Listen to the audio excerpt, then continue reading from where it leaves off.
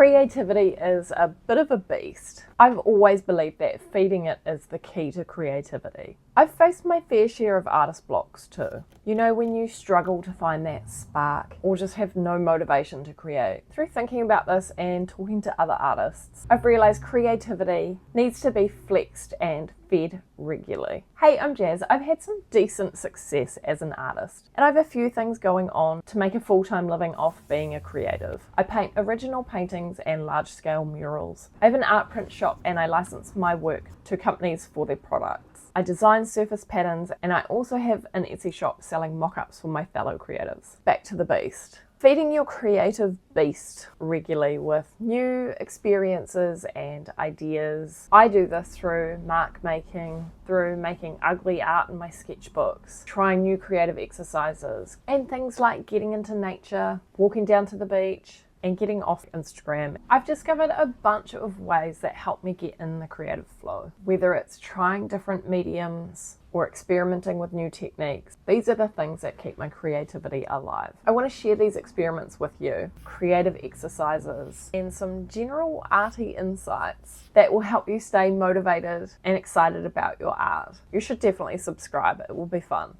Letting the beast roam. Allow your creativity to wander. Explore new territories without restrictions. I find this is where innovation and ideas happen. I've always admired abstract artists. I honestly suck at abstract. I'm constantly fighting my own brain to stop it from thinking about every little thing. I often jump into the editing phase way too quickly and just the brain just goes. I started this YouTube channel in May 2024 after throwing some spaghetti at the wall in terms of what kind of videos I wanted to make. Why don't I just film my experiments? My sessions of creative play.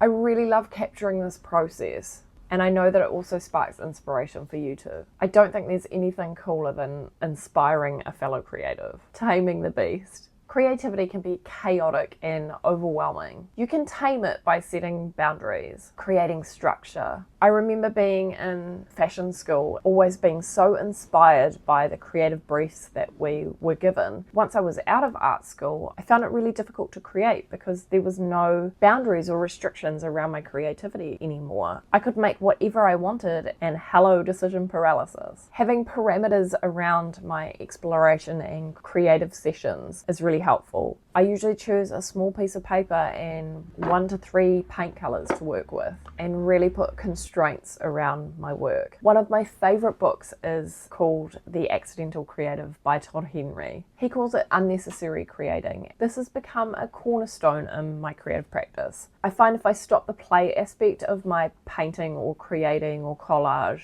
everything grinds to a halt. I mean, that's a bit dramatic, probably more like fizzles out, but you get the idea. The aim of my channel is to capture these creative workouts. I hope that you'll be inspired to play and be a messy, beautiful beast of a creative, and most importantly, make some really ugly art and get to the point where you want to rip it up and burn it. That's where the good stuff is, when you push past that scaredness. Is that a word? Definitely a word. Also, I think you'll love this mark making video that I made. Beast. Are we going to use the word beast? Okay, we're going to use the word beast.